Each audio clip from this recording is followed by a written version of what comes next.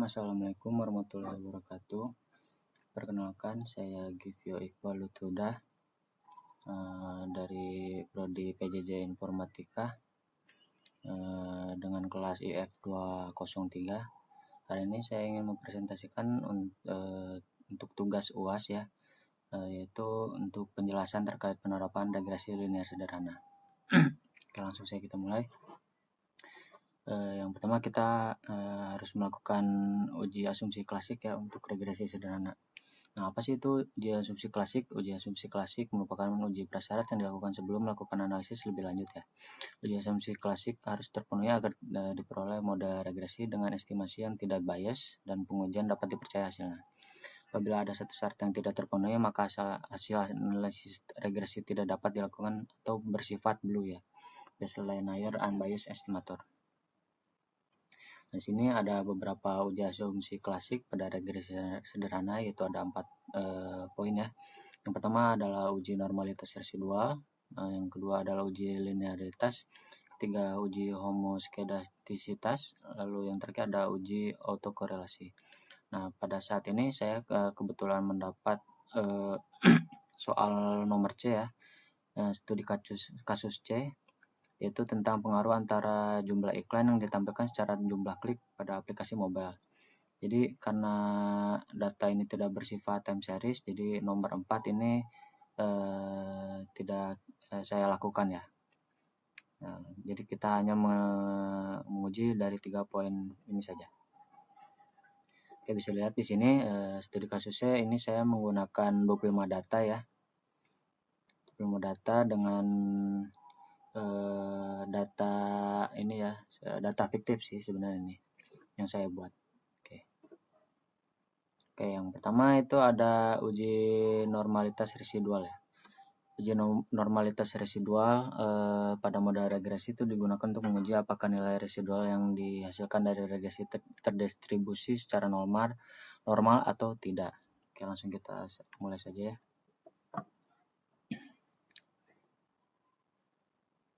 Nah, di sini saya sudah mempunyai data observasinya ya. Langsung kita aplikasikan saja pada aplikasi SPSS. Kita kopikan dulu datanya.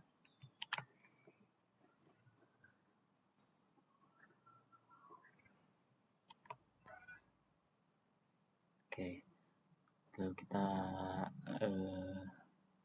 edit dulu ya. Desimal. Oke. Kita kasih nama saja di sini menjadi jumlah iklan.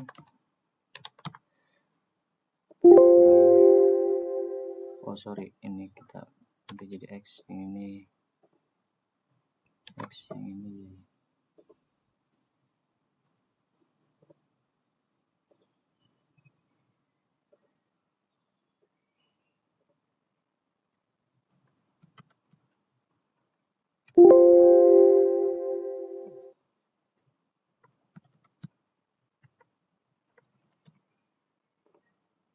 Jadi ada spasi ya. Jumlah klik.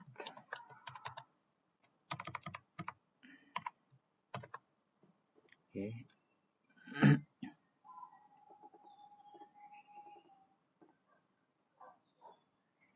Oh sorry, kebalik. Ini kita bikin X saja, yang ini Y. Labelnya di sini ya. Jumlah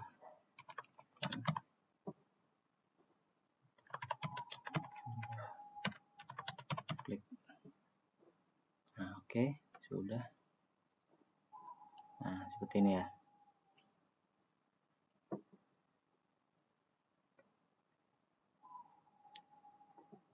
Bisa seperti ini. Oke. Nah, untuk pedoman pengambilan keputusan uji normalitas residual yaitu jika nilai asim sigtutelnya lebih dari 0,05 atau nilai atau 5%, maka nilai residual data berdistribusi normal ya. Nah, jika nilai asim sigtutelnya kurang dari 0,05, maka nilai residualnya data berdistribusi tidak normal. Oke, untuk cara mencarinya kita harus buat variabel baru dulu ya, variabel residual, dengan cara kita klik ke analyze, lalu ke regression, dan juga linear. Nah, ini tinggal dimasukkan saja data independennya ya, jangan sampai kebalik. Di sini independennya yaitu ya X, lalu yang jumlah klik yang Y itu di dependent. Nah, di sini kita klik save. Nah, di sini ada residual, ini kita klik yang unstandardized. Oke, dan klik continue dan oke. Nah, ini hasilnya kita abaikan saja. Nah, di sini kelihatannya ada variabel baru bernama res1 ya. Ini variabel baru yang telah dibuat. Nah, selanjutnya kita uji normalitasnya ya, yaitu dengan cara ke analyze, so ke non parametric test, dialog, non parametric legacy dialog, oh ya ini sampel KS atau sampel ini ya, Kolmogorov-Smirnov. Nah, sini kita masukkan variabel res1. Nah, dengan ini ya, tes distribusinya normal. Oke, sudah. Oke. Nah, kita lihat di sini, lihat ke ini ya, ke kolom sampel Kolmogorov-Smirnov. Nah, di sini jika kita lihat pada baris asymptotic to tail ini nilainya adalah 0,060 ya, yang berarti nilainya itu lebih besar daripada 0,05 ya. Nah, bisa dipastikan bahwa di sini adalah nilai residual datanya itu berdistribusi normal. Oke. Nah, lanjut kita ke uji yang selanjutnya, itu uji linearitas. Uji linearitas itu digunakan untuk melihat apakah dua variabel mempunyai hubungan yang linear secara signifikan atau tidak ya. Berikut perumpamannya, yaitu jika nilai deviation from linearity signifikannya lebih dari 0,05, maka ada hubungannya dengan hubungan yang linear secara signifikan antara variabel X dan variabel Y-nya ya. Nah, untuk nomor 2-nya itu sebaliknya ya.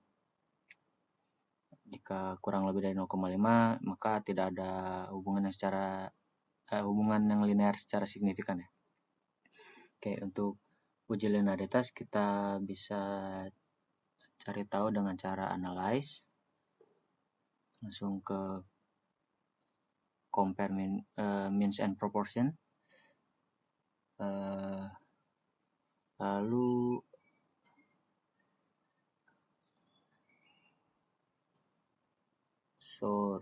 untuk compare means, means, nah ini, lalu masukkan sesuai variabel ya, yang dimaksudkan di sini, yang dimasukkan adalah dependent listnya ya. Jadi yang kita masukkan adalah ini, Y-nya ya.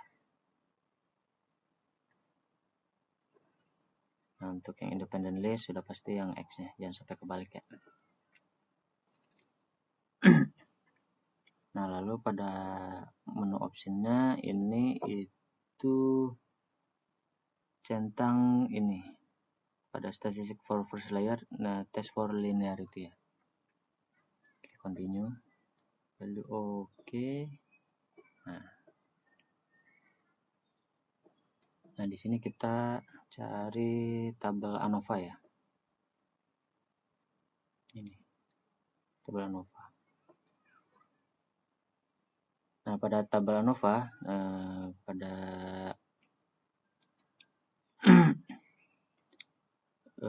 linearity-nya ya, di baris linearity di kolom signifikan itu bernilai 0,01 ya.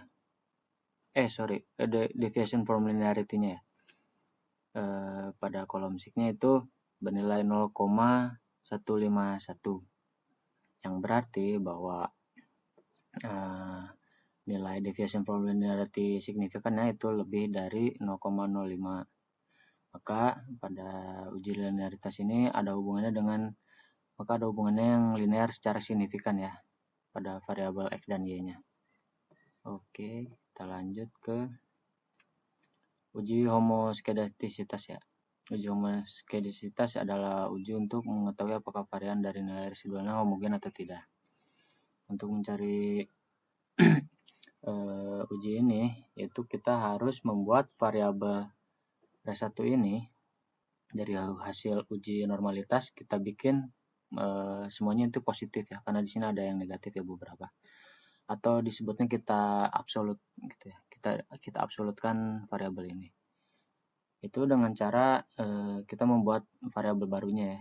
Itu dengan cara transform ke compute variable. Nah, di sini kita kasih nama aja ya.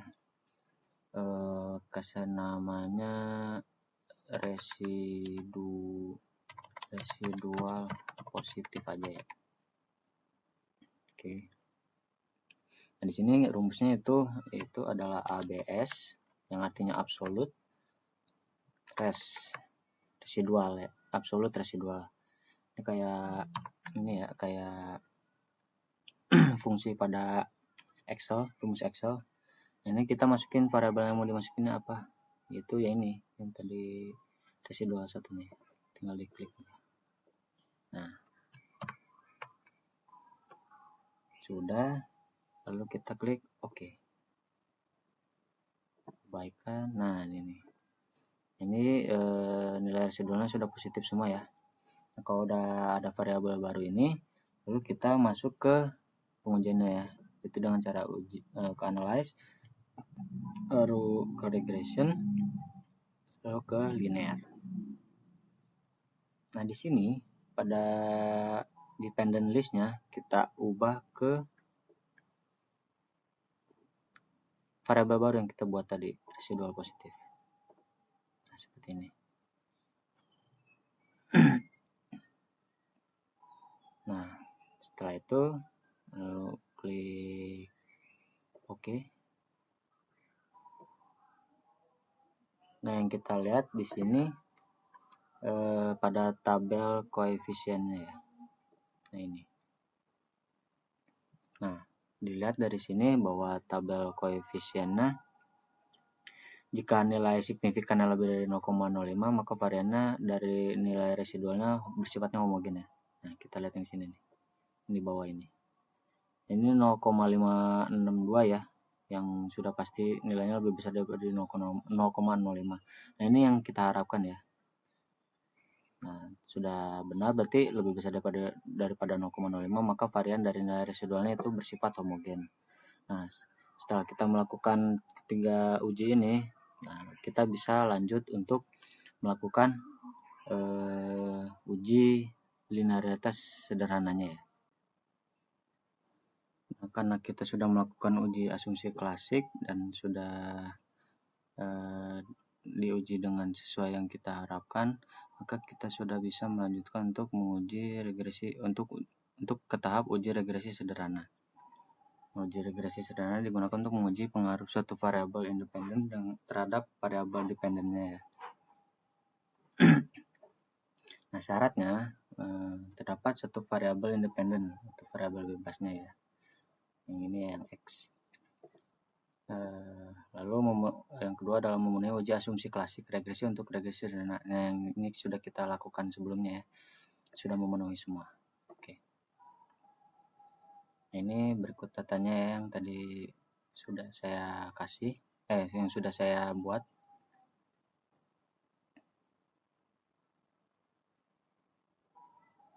Nah, output SPSS uji regresi sederhana kita bikin dulu ya. Itu dengan cara kita uji dengan cara analyze, terus ke regression, oke, lalu ke linear. Ini tinggal dimasukkan saja, jangan sampai kebalik. Ini ke independen dan yang ini adalah ke dependen. Oke.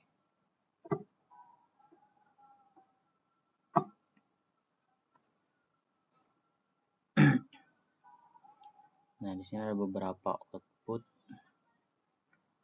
Itu yang pertama ada ini ya, output variable enter remove, itu menunjukkan untuk metode regresi linear yang dipilih, yaitu enter. Pemilihan metode memungkinkan kita menentukan bagaimana variabel independen dimasukkan untuk dianalisis ya.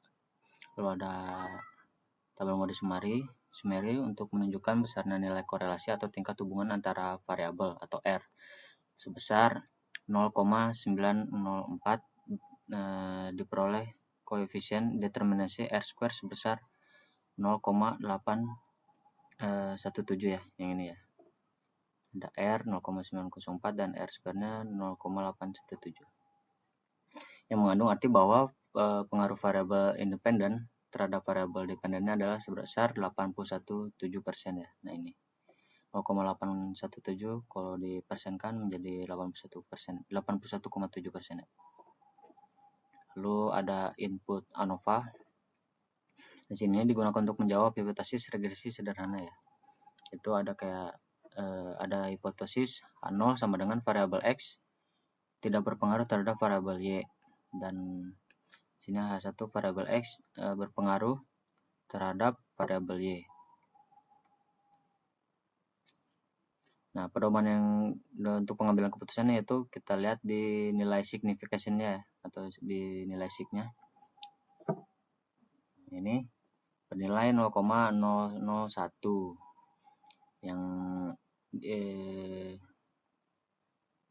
yang diperoleh bahwa nilai signya adalah 0,001, yaitu lebih kecil daripada 0,005 ya. Maka H0-nya ditolak, yang berarti variabel X itu berpengaruh terhadap variabel Y.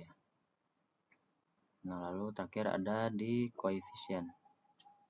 Diperoleh di sini kita bisa lihat diperoleh nilai konstan atau A sebesar 0,430 ya, ini 0,430.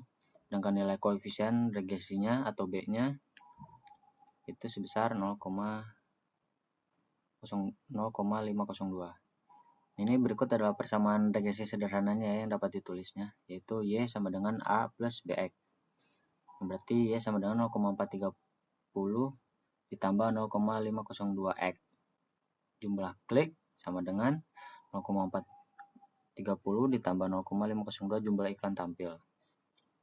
Nah, pada persamaan tersebut dapat diterjemahkan bahwa konstantan A sebesar 0,430, angka ini merupakan angka konstan yang mempunyai arti jika tidak ada iklan tampil maka nilai klik sebesar 0,430. Lalu konstanta B merupakan angka koefisien regresi yang nilainya sebesar 0,502. Angka ini mengandung arti bahwa setiap penambahan satu iklan tampil maka klik akan meningkat sebesar 0,502. Nah, pada persamaan ini variabel jumlah iklan tampil berpengaruh positif terhadap jumlah klik ya sebesar 0,502.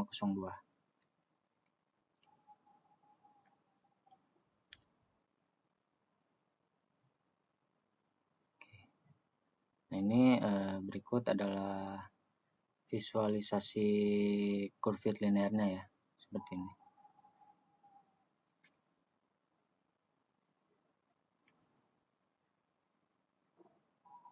Oke, itu saja yang dapat saya sampaikan. Mohon maaf bila banyak kekurangan. Wassalamualaikum warahmatullahi wabarakatuh.